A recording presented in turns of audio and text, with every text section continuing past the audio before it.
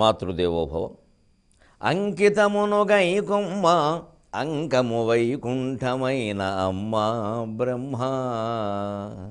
అంకితమును గైకొమ్మ అంకము వైకుంఠమైన అమ్మ బ్రహ్మ. శంకింపలేని ప్రేమలకంకితమగు జీవితమ్మ అద్వైతమ్మ. అంకితమును గైకొమ్మ.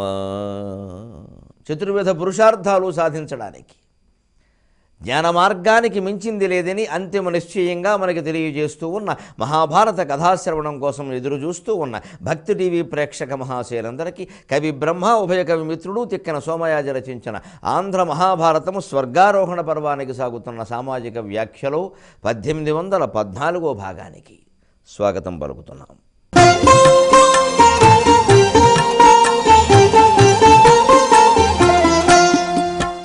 ఇవాళతో సహా ఇంకా 3 రోజుల్లో ఆంధ్ర మహాభారత ప్రవచనం దివ్యమంగళంగా ముగియబోతుంది. మనం అనుకున్న లక్ష్యాన్ని సాధించాం భగవంతుడి దయ వల్ల. మహాభారతం ఎవరు చెప్పాలనుకున్నా అదేదో పూర్తి కాదని, మధ్యలో ఏదో జరుగుతుందని, ఏవో రకరకాల మాటలు లోకంలో ప్రచారంలో ఉన్నాయి. ఇవన్నీ గుడ్డి నమ్మకాలు తప్పితే ఏమీ కాదనేది రుజువు అయింది. నేను ఇదివరకే మీకు చెప్పాను, నేను సవాల్ చేస్తున్నాను, నేను దీన్ని చెప్పి తీరతాను పూర్తిగా, నాకు ఆ నమ్మకం ఉందని. ఇక్కడే కాదు, హైదరాబాదులో కూకట్పల్లిలో వివేకానంద నగర్ కాలనీలో వెంకటేశ్వర ఆలయంలో కూడా 18 పర్వాలు నేను పూర్తిగా చెప్పాను. అక్కడ కూడా ఎప్పుడో 3 ఏళ్ల క్రితమే మహాభారతం పూర్తయింది. ఇది సంపూర్ణంగా చెప్పడం అనే దాంట్లో ఇది 2వసారి. అంచేతను ఈ గ్రంథాల పట్ల, వీటి పఠనాల పట్ల ఉండే పిచ్చి నమ్మకాలు పోగొట్టుకుని జ్ఞాన మార్గంలో ఉండి జ్ఞానం కోసం వీటిని చదవాలి. ఏవో వానలు కురుస్తాయని, పిల్లలు పుడతారని, ఉద్యోగాలు వస్తాయని, పెళ్ళిళ్ళు అవుతాయని, ఈ చిన్న చిన్న విషయాలు కాకుండా జ్ఞానం కోసం వీటిని చదివితే భగవంతుడు ఎటువంటి ఆటంకాలు రాకుండా చూస్తాడు. అదంతా మన ప్రవర్తనను మనం మార్చుకుని బాగుపడడానికి తప్పితే భౌతిక ప్రయోజనాలు పొందడానికి కాదు. అదే మనం భారతం అంతిమ ఘట్టాల్లో సారాంశంగా మనం గ్రహించాలి. ఇక్కడ పుణ్యపాపాల గురించి ఎంత స్పష్టమైనటువంటి విశ్లేషణ ఉందండి. అన్నీ కలిసే ఉంటాయి, అన్నీ మన మనస్సులోనే ఉంటాయి జ్ఞాపకాల రూపంలో. ఆ జ్ఞాపకాలనే ఆ జీవి అనుభవిస్తున్నట్టుగా అనుభూతి చెందుతాడు అని చెప్పారు. అందుకే రమణ మహర్షిని, ఏమండి వైకుంఠం, కైలాసం, స్వర్గం, నరకం ఇవన్నీ ఉన్నాయా అన్నట్టు. ఆయన వెంటనే ఓ నవ్వు నవ్వి, ఈ లోకం ఉందా అన్నట్టు. అదేమిటండి కనపడుతుంది కదా అన్నట్టు. అయితే అవి కూడా ఉన్నట్టే అన్నట్టు. ఇది కనపడుతున్నా లేదు అని ముందు తెలుసుకో, అప్పుడు అవి కూడా లేవని నీకు అర్థమవుతుంది అన్నట్టు. అంతే. ఈ కనపడుతున్న లోకం ఉందో లేదో ముందు తెలుసుకో. నీకు కనపడుతోంది కాబట్టి ఉంది, అంతేగా. అంతకన్నా నువ్వు చెప్పగలిగిందే ఉంది. ఇక్కడ కనపడుతోంది కాబట్టి ఉంది, అంతే కదా. అంటే కనపడుతున్నదల్లా ఉన్నట్టే. అదే లెక్కతో ఆలోచిద్దామండి. రమణ మహర్షి ఎందుకన్నారు? కళ కనపడుతోందిగా, ఉందా లేదా? కళ సత్యమే ఉండాలి కదా, మరి కనపడుతోందిగా. ఖచ్చితంగా తెలుసు మనకి, కంటున్నంతసేపే కనపడుతుంది. కంటున్నంతసేపు అన్నది ఎంత గొప్ప మాట, తెలుగు మాట చూడండి. కంటున్నంతసేపు అంటే దాన్ని పుట్టించింది మనమే, కనడం, పిల్లల్ని కనడంలాగా. దాన్ని చూస్తున్నది మనమే. అదే అజహ సాక్షి, పుట్టించింది ఆయనే, సృష్టికర్త సాక్షి రెండు ఆయనే. అలాగే జీవుడు తన కళకి తానే సృష్టికర్త, తానే సాక్షి. దేవుడు తన కళ అయిన ఈ ప్రపంచానికి తానే సృష్టికర్త, తానే సాక్షి. అంచేతన దేవుడే ఈ కళను కంటున్నాడు, దేవుడే అన్నీ చూస్తున్నాడు అంటే అయిపోయే. మనం చూస్తూనే ఉంటాం. అందుకే మనస్సును నిగ్రహించుకోవడానికి అతి సులభమైన మార్గం వివేకానందుడు చెప్పింది ఏమిటి అంటే, దాన్ని వదిలేయి, ఆలోచించని, నువ్వు చూస్తూ కూర్చో అన్నాడు. కానీ ఆశ్చర్యం ఏమిటంటే, ఎప్పుడైతే మనం చూస్తూ కూర్చోవడం, సాక్షిగా ఉండడం మొదలుపెట్టామో ఆలోచనలు ఆగిపోతాయి. అదే మోక్షం. ఈ తత్వాన్ని మనం క్షీరసాగర సేన రూపంలో కూడా ఎన్నోసార్లు చెప్పుకున్నాం. ఆ తత్వాన్ని గ్రహించేటువంటి ప్రయత్నం చేద్దాం. కథలు మహాభారతం కంటే పెద్దవి ఉంటాయి, చిన్నవి ఉంటాయి. అది పెద్ద విషయం కాదు. కథ ద్వారా గ్రహించేటువంటి తత్వమే ప్రధానం. అందుకని ఆశ్చర్యకరంగా ఈ పరిణామాలను చూస్తూ ధర్మరాజు ఆకాశగంగలో స్నానం చేశాడు. క్రొత్త దేహం వచ్చింది. ఇదివరకున్న మానవ వికారాలన్నీ మాయమైపోయాయి. అప్పుడు తన వాళ్ళందరూ నిజంగా వాస్తవంగా ఎక్కడున్నారో తనకు కనబడుతుంది. ఆశ్చర్యంగా ఆయనకైనటువంటి మొట్టమొదటి దర్శనం క్షీరోదన్వత్ప్రదేశే శుచిమణివిలసత్సైకతే మౌక్తికానాం మాలాక్లుప్తాసనస్థః స్ఫటికమణినిభైర్మౌక్తికైర్మండితంక శుభ్రైరభ్రైరుదభ్రైరుపరివిరచితైర్ముక్తపీయూషవర్షైః ఆనందే నః పునీయాత్ హరినళినగదా శంఖపాణిర్ముకుందః. పాలసముద్రంలో శ్వేతద్వీపంలో ముత్యాల వర్షం కురుస్తూ ఉంటే ముత్యాల ఆభరణాలు ధరించి ముత్యాల వేదిక మీద ప్రకాశిస్తూ శంఖచక్ర గదాపద్మాలు ధరించినటువంటి ఇంద్రనీలమణిలా ప్రకాశిస్తున్న శ్రీమన్నారాయణమూర్తిని దర్శించాడు ధర్మరాజు. అదృష్టవంతుడు. ఆయన పాదాల దగ్గర ఉండి సేవ చేస్తున్నాడు ఒక మహానుభావుడు.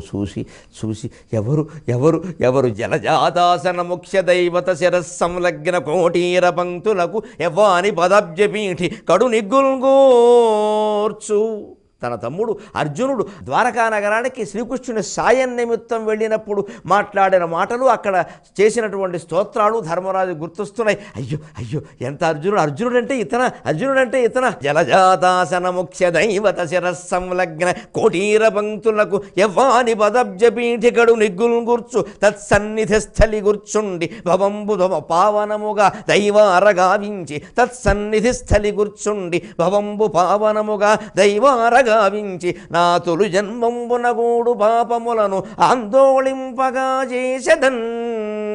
నా తొలి జన్మంబునగూడు పాపములను ఆందోళింపగా చేసెదన్ అని నరరూపంలో నారాయణుని సేవిస్తూ ఉన్న అర్జునుని చూశాడు. ద్వాదశాదిత్యులతో సమానంగా 13వ సూర్యునిగా ప్రకాశిస్తున్న కర్ణును చూశాడు. ప్రాణం పక్కన మరో ప్రాణంలా కూర్చున్న ప్రాణవాయువు సమీరనందనుని చూశాడు. అశ్విని దేవతలతో సమానంగా చంటిపాపలై వెలుగొందుతున్న నకుల సహదేవుడు. ఆశ్చర్యంగా అలా చూస్తూ వెళుతుంటే ఒక్కచోటకి వెళ్ళాక తేజస్సుకు తట్టుకోలేకపోయాడు. చిదగ్నిగుండ సంభూత దేవకార్య సముద్యత ఉద్యద్భాను సహస్రాభ చతుర్బాహు సమన్విత రాగస్వరూపపాషాఢ్య క్రోధాకార అంకుశోజ్వల మనోరూపేక్షుకోదండ పంచతన్మాత్ర సాయక అన్నట్టుగా వెలిగిపోతోంది ఒక దివ్య రూపం. ఆశ్చర్యపడ్డాడు. ఉదిత రవిచ్ఛవిన్ తరుణిని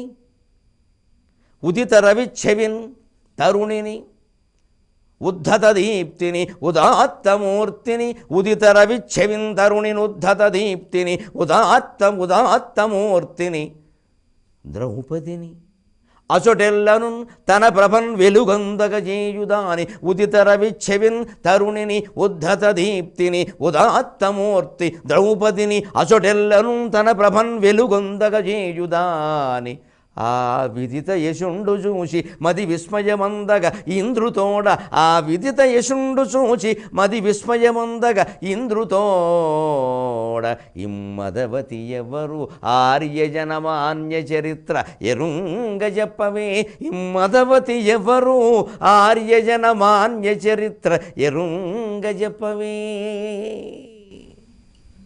చూడండి, ఒక్కొక్కళ్ళను మనం ఎంత తక్కువ అంచనా వేస్తాం. వాళ్ళు ఎంత ఉన్నత స్థితిలో ఉంటారో నిజంగా.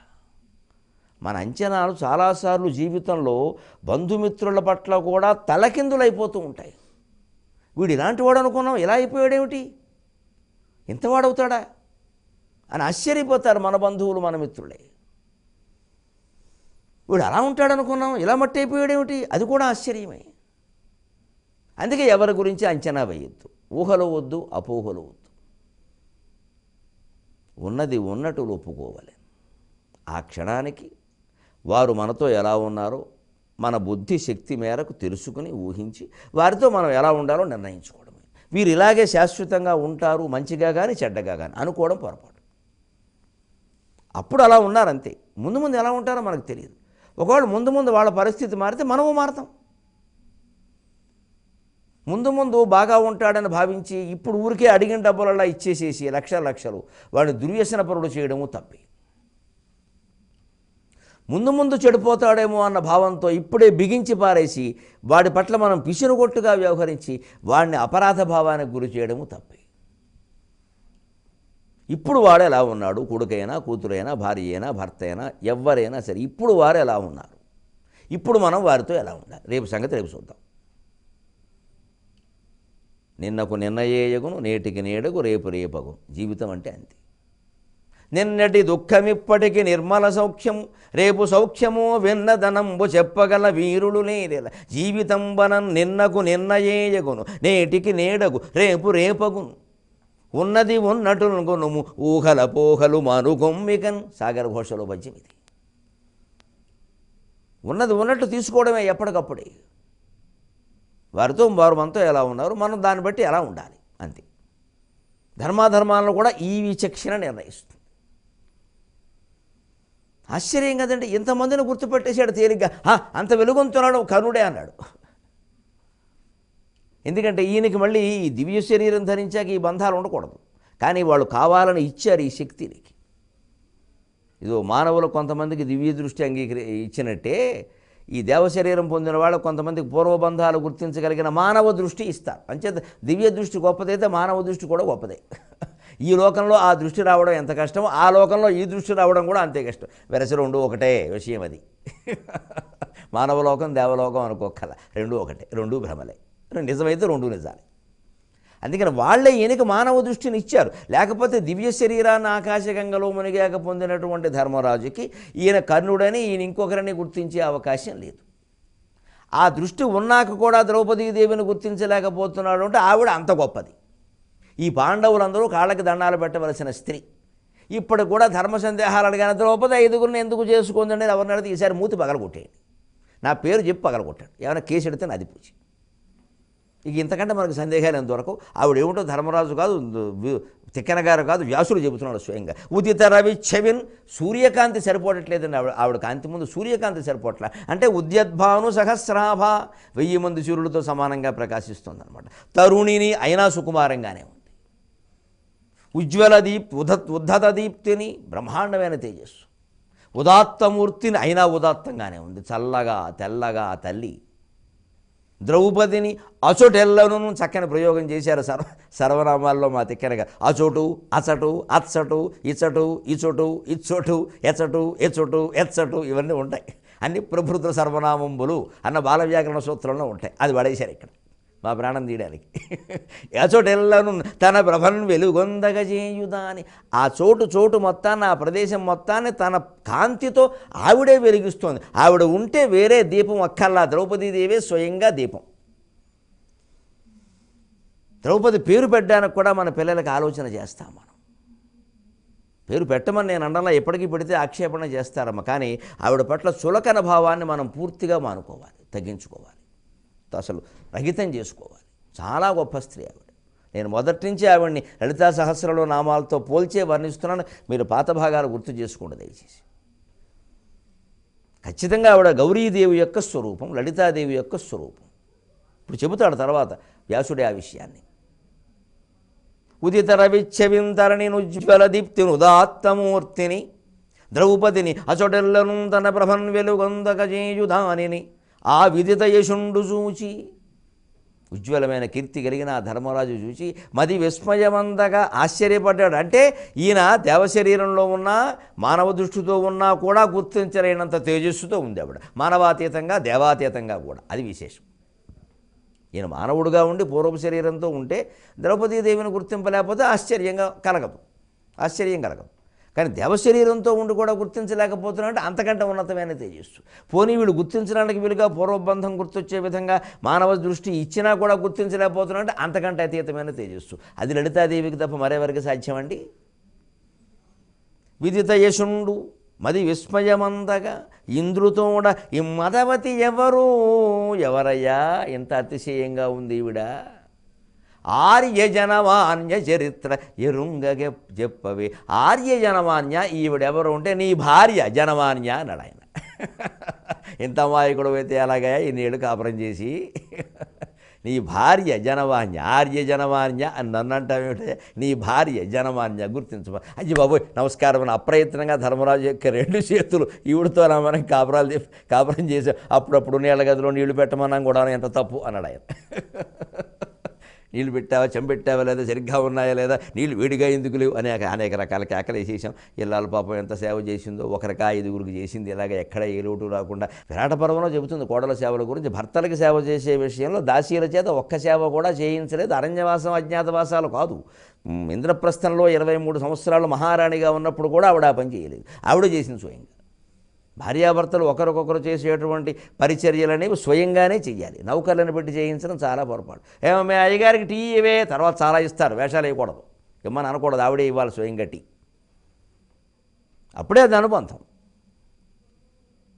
అంతటి ఇల్లాలు అలా గమనించి ఆవిడ నమస్కారం చేసి, అప్పుడు వెంటనే పక్కనే వివరిస్తున్నటువంటి దేవేంద్రుడు దేవదూతలు చెప్పారు, లీలామానుష వేషాన్ని ధరించినటువంటి గౌరీదేవయ్య ఈవిడ ఈశ్వరాజ్ఞతో జరిగింది ఇది అనగానే నమస్కారం చేసుకున్నాడు.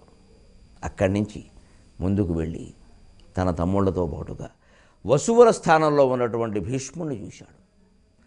బృహస్పతి పక్కనే వెలుగొందుతున్నటువంటి ద్రోణాచార్యుని చూసి ఆచార్య దేవో భవ అని నమస్కారం చేశాడు. అందరూ ఎవరెవరు ఏ ఏ దీప్తులలో కలిసిపోయారో ఆయా విశేషాలన్నీ చూస్తున్నాడు వరుసగా. చంద్రుడు చంద్రలోకంలో మరో చంద్రుల్లా వెలుగొందుతున్న అభిమన్యుని చూశాడు. నాయన నువ్వా, చల్లని చందమామ. సరిగ్గా గమనించండి మీరు, ఆశ్చర్యం. 16 కళలు చంద్రునికి. అభిమన్యుని ఆయుర్దాయం 16 ఏళ్ళు. చంద్ర అంశ చంద్రవంశం. చంద్రునిలో 16 కళలు. అభిమన్యుడు బతికింది 16 ఏళ్ళు. ఆయా అంశాలను బట్టి అవి ఉంటాయి. మనం దుఃఖించిన ఉపయోగం లేదు, గర్వించిన ఉపయోగం లేదు. బృహస్పతి పక్కన ద్రోణాచార్యుని చూశాడు. ఇవన్నీ ధర్మరాజు చూశాడయా అని చెబుతుంటే జనమేజయుడు, ఇక్కడ ఆపండి, కొంచెం ఆపండి, ఒక అడ్వర్టైజ్మెంట్ వేద్దాం, ఆపండి అన్నాడు. ప్రకటన, ఇక్కడ ఒకసారి లలితా బ్రాండ్ బియ్యం వేద్దాం, ఒకసారి ఆపండి అన్నాడు. ఆపేశాడు వేషం పైన. ఏమిటాయా బాబు నీ కూడా ఏమిటాయా మధ్యలో అన్నాడు. నాకు లలితా బ్రాండ్ బియ్యం ఒకసారి చూడాలి, సువర్ణ భూమి, అలా ఆపండి, కాసేపు ఆపండి అన్నాడు. అని జనమేజయుడు ప్రశ్న వేశాడు. ఏమిటి, వీళ్ళందరూ మళ్ళీ ఆ దేవలోకాల్లో ఉన్నారు. 13వ సూర్యుడుగా కర్ణుడు అన్నారు, అశ్విని దేవతల పక్కని నకుల సహదేవులు అన్నారు, నారాయణ సేవలో నరుడు అన్నారు. పోనీ ఆయన ఏదో విశేషం అననారాయణులు అనుకున్న, మరి వాయుదేవుని పక్కని భీముడు అన్నారు, వసువులలో భీష్ముడు అన్నారు, బృహస్పతి పక్కన ద్రోణాచార్యుడు అన్నారు. వీళ్ళందరూ అక్కడే స్థిరంగా ఉంటారా అన్నాడు. నువ్వు ఇలా అన్నీ అడిగేస్తే ఎలాగయ్యా, నేను ఇంకా వచ్చాను కదా అని వైశంపాయనుడు ఒక్కసారి నవ్వుకుని, ఇది దేవరహస్యం అయ్యా, అందరికీ చెప్పకూడదు, అయినా ఇంత భారతం చెప్పాక ఇది చెప్పనంటే నువ్వు ఊరుకోవు, అందుకని వినమన్నాడు. అని అబ్బాయి వీళ్ళందరూ కూడా దేవతలుగా ఉండగా చేసినటువంటి కొన్ని కర్మఫలాలు కారణంగాను, అది కాకుండా శ్రీమన్నారాయణమూర్తి శ్రీకృష్ణుడుగా అవతరిస్తూ చెప్పినటువంటి మాటల వల్ల ఇలా జన్మించారు. అందుకే వాళ్ళ లోకాలకి వెళ్ళిపోయారు. సరిగ్గా రామావతారం విషయంలో కూడా ఇవి జరిగాయి. కాకపోతే అక్కడికి ఇప్పటికీ తేడా ఏమిటంటే శ్రీకృష్ణుడు స్వయంగా తన విభూతులన్నీ ప్రకటించాడు ఇక్కడ. అందుకే ఆయన ఆయుధాలు కూడా శ్రీమన్నారాయణమూర్తి ఆయుధాలే. రామావతారం అలా కాదు. విష్ణువు అవతారంలో ఉండేటువంటి ఆయుధాలు ఏవి ఆయన ధరించలేదు. ఒక ధనుస్సు ధరించాడన్నా అది శారంగరవం, ఇది కోదండం, ఆ మాట కూడా తేడా ఉంది. ఇక్కడ కృష్ణుడు ధరించింది సుదర్శనమే, పూరించింది పాంచజన్యమే, అన్ని ఆయుధాలు అంతే. ఎప్పుడైనా గద ధరించవలసి వస్తే కౌమోదకే, ఖడ్గంతో ఆయన యుద్ధం చేసినప్పుడు నందకమే. అదే అందుకే కృష్ణస్తు భగవాన్ స్వయం అనే మాట రావడానికి అదే కారణమైంది. అందుకని ఆయా దేవతల మూలాల్లోకి వాళ్ళు వెళ్ళిపోయారా, ఎవరి మూలాల్లోకి వాళ్ళు వెళ్ళిపోయారు. ఎవరైనా అంతే కదా, జీవులన్నీ జీవాత్మలన్నీ పరమాత్మలోకి వెళ్ళవలసిందే కదా, ఇందులో ఆశ్చర్యం ఏముంది అని చెప్పి ఇప్పుడు నీకు ఒక విచిత్ర స్థితి చెబుతున్నాను చూడు. అవసరమైతే మళ్ళీ అవతరిస్తారయ్యా, అది కూడా ఉంటుంది. మళ్ళీ అది దైవ సంకల్పాన్ని బట్టి ఉంటుంది. ఒక్కోసారి ఒక బృహత్ ప్రణాళిక, రామాయణం మహాభారతం లాంటి గొప్ప విషయాలు జరగవలసి ఉన్నప్పుడు ఒక బృహత్ ప్రణాళికగా కొన్ని దేవతామూర్తులు ప్రత్యేకించి భూలోకంలో అవతరిస్తారు. మామూలుగా జరిగే కర్మ ప్రణాళికలు జరుగుతూనే ఉంటాయి. ఆ అవతరించిన వాళ్ళలో కూడా వాళ్ళ దేవతలుగా ఉండి వాళ్ళు చేసిన కర్మఫలాలు కొన్ని అనుభవించవలసినవి, శాపాలు వరాలు పొందిన ఫలాలు ఇవన్నీ ఉంటాయి. అందుకే గహనా కర్మణో గతికి అన్నారు జనమేజయ. ఊరికే ఆ చిక్కుల్లోకి వెళ్ళకు, చెప్పాం కదా ఎదురుగా ఏముందో అది చేసి అక్కడ వదిలేసి శనగలు తిన్నాం, చేతులు కడుక్కున్నాం, వదిలే ఆ విషయం అని. ఇప్పుడు రారాజు ఏమయ్యాడని అడిగాడు. దుర్యోధనుడు ఏమయ్యాడు? వాడు అలాగే ఉదిత ఉన్నతాసనాసీనుడు అభ్యుదిత ఆదిత్య సంకాశుడు, ఇంకా అలాగా అంగనలు అంతా కూర్చోవడం, జబ్బలు పడడం, మసాజ్ కార్యక్రమం నడుస్తోంది అన్నాడు. ఎందుకు నడుస్తుందయ్యా? రారాజు నాక నరక ఉదార సుఖ అత్యంత దుఃఖ ధామముల పెంపారియుహీనత నొందియు కౌరవ కులనాథాతుదకు కలియందొందెన్. రారాజు నాక నరక, స్వర్గసుఖాలు, నరకము. నాకంలోనూ నరకంలోనూ కూడా ఇది క్రమాలంకారం. నాకంలోనూ నరకంలోనూ కూడా ఉదార సుఖ అత్యంత దుఃఖ. నాకంలో ఉదార సుఖాలు అనుభవించాడు ఆయన పుణ్యాన్ని బట్టి. ఇది 5 నిమిషాలు 10 నిమిషాలను లెక్కలెట్టకూడదు. ఆ పుణ్య విశేషాలన్నీ వారి వారి లెక్కల్లో వారికే ఉంటాయి. అది వారికి సంబంధించిన విషయమే. ఎవరూ నిర్ణయించక్కల, ఆ జీవుడు నిర్ణయించుకుని అనుభవిస్తాడు. ఎందుకంటే ఇదంతా వాడుకుంటున్న కాలే, వాడు మనస్సులో పదిలపరుచుకున్న జ్ఞాపకాలే. అది ఎంతకాలం ఆ జ్ఞాపకాలు ఉంటాయి, ఎంతకాలం అనుభవించవలసి ఉంటే అంతవరకు అనుభవిస్తాడు. భూలోకంలో ఉన్నప్పుడు ఎంతకాలం అనుభవించాలని అనుకుంటే అంటారు, పైలోకంలో అనుభవించేటప్పుడు ఎంతకాలం అనుభవించవలసి ఉంటే అంటారు. ఈ అనుకుంటే వలసి ఉంటే అన్నదాని మాటలో ఉండే భాషా చమత్కారం చూస్తే మిగిలిన విషయాలు అర్థమవుతాయి. అందుకని నాకంలోనూ నరకంలోనూ కూడా సుఖాలని దుఃఖాలని కూడా ఆయా ధామముల ఆయా ప్రదేశాల్లో పెంపారియు సుఖాల్లో పెంపొంది హీనతనుంది దుఃఖాల్లో బాధపడుతూ కొంతకాలం గడిపి కౌరవ కులనాథ ఓ జనమేజయ కలియందొందెన్. తుదకు కలిపురుషుల్లో కలిసిపోయాడంటే రారాజు కూడా ఒక వ్యక్తి యొక్క అవతారమే, అందరము అవతారమే. అందుకే కారణజన్ముడు కానివాడు లేడు. కారణం లేకపోతే జన్మే ఉండదు.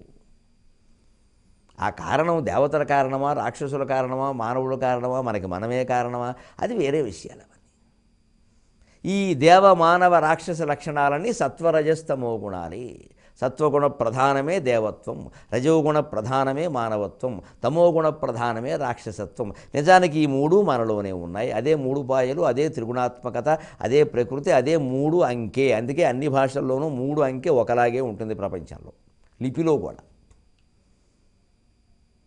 అలాగే ఇదివరకే నీకు తెలుసున్న విషయమేనయ్యా, విదురుడు యమధర్మరాజులో కలిసిపోయాడు, ధర్మరాజు కూడా ధర్మరాజులో కలిసిపోయాడు. ఎందుకంటే ఈ కథ అంతా ఇప్పుడు ధర్మరాజుకి ఎవరు చెప్పట్లా, ఇంకా ఆయన వెళ్ళిపోయాడు, ఆయన యమధర్మరాజులో కలిసిపోయాడు, మిగిలినవేవో జరిగిపోతాయి. ఇక్కడ జనమేజయుడికి వైశంపాయనుడు చెబుతున్నాడు.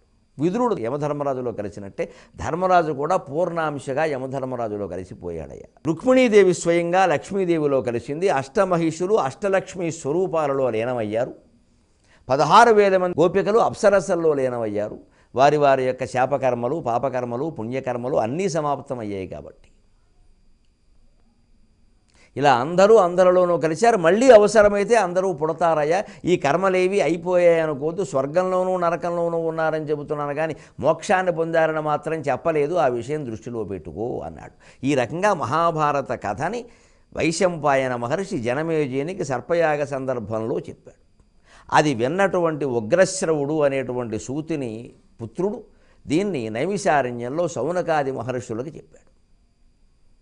అటువంటిది మహాభారతం. ఇంచుమించు కథాపరంగా మనకి పూర్తి అయిపోయినట్టే. ఇంకా రేపటి భాగంలో ఈ పఠనం వల్ల, పారాయణం వల్ల, ప్రవచనం వల్ల ఉండేటువంటి ఫలితాలు ఎలా ఉంటాయో ఒక్కసారి చెప్పుకుని మనం అంతిమ భాగంగా 1816వ భాగంలో అందరికీ కృతజ్ఞతలు చెల్లించుకుందాం.